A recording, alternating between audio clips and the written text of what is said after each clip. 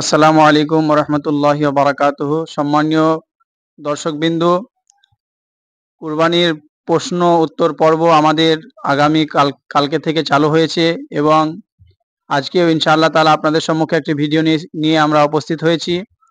আজকে আমাদের সম্মুখে উপস্থিত রয়েছেন মাওলানা শামীম আখতার মিসবাহি সাহেব। তিনার কাছ থেকে আমি কিছু কুরবানির ব্যাপারে কিছু মাসলা মাসাইল জেনে নেব। তো আজকে তিনার কাছে যে সর্বপ্রথম যে প্রশ্নটি করা হবে সেটি হলো যে আমাদের জনসাধারণ এটা অনেকে জানে না যে কুরবানি কোন কোন পশুর আমরা করতে পারবো। কুরবানি অনেকেই অনেক রকমের ধারণা থাকে। তো আপনার কাছে আমার নিবেদন হবে এটাই যে কুরবানি কোন কোন পশুর আমরা করতে পারবো সে বিষয় নিয়ে আপনি একটু আমাদের রেহনুমাই করুন। আসসালামু আলাইকুম ওয়া রাহমাতুল্লাহি ওয়া বারাকাতুহু। মাশাআল্লাহ, খুব সুন্দর প্রশ্ন করেছেন, যেটা আমাদের পাবলিককে অ্যাকচুয়ালি জানা দরকার যে কুরবানি যে করা হয় সে কুরবানিতে কোন কোন পশু করা যাবে এবং এটাও জানা উচিত যে তার বয়স কত। তো কিতাবের মধ্যে লেখা আছে, হেদায়া আখিরে নামক একটি কিতাব, সেই পুস্তকের মধ্যে লেখা আছে যে শরিয়াতে 3 ধরনের পশুকে কোরবানি করা যাবে। 1 নম্বর হচ্ছে উট, দ্বিতীয় নম্বর গরু, তৃতীয় নম্বর ছাগল।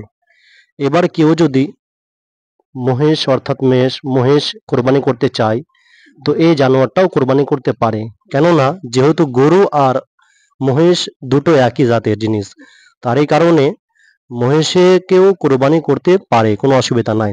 তারপরে ছাগল কোরবানি করতে পারে, তো ছাগলের সঙ্গে আপনার ভেড়াও যুক্ত আছে, যেহেতু ছাগল আর ভেড়া একই ধরনের জিনিস, এবং দুম্বা এইসব জানোয়ার পশু জবাই করতে পারে। সর্বপ্রথম উটের বয়স কত হওয়া দরকার, যে কিতাবের মধ্যে লেখা আছে উটের বয়স 5 বছর হওয়া দরকার। 5 বছর হলে সেটা কোরবানি করতে পারে।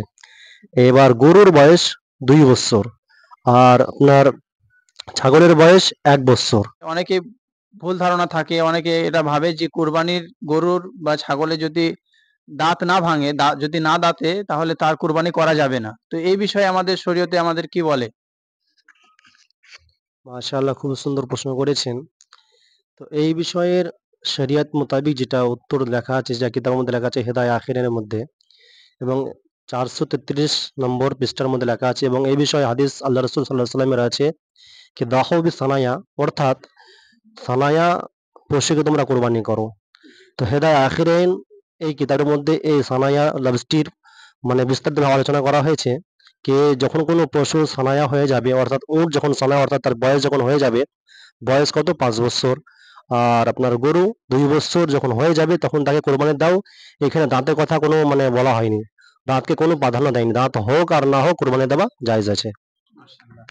মাশাআল্লাহ, আমরা সঠিক উত্তর তেনার কাছ থেকে পেয়ে গেছি। তো আপনাদের কাছে আমি নিবেদন রাখবো যে আপনারা সকলেই এই ভিডিওটা ভালোভাবে পুরো দেখবেন। দেখার পরে আপনাদের রিলেটিভ, আপনাদের আত্মীয়-স্বজন, বন্ধু-বান্ধবদেরকে শেয়ার করবেন, এবং আপনি যদি ইউটিউব থেকে দেখছেন তো এই চ্যানেলটিকে আমাদের সাবস্ক্রাইব করবেন, এবং যদি ফেসবুক থেকে দেখছেন তাহলে অবশ্যই লাইক, শেয়ার, ফলো করতে ভুলবেন না।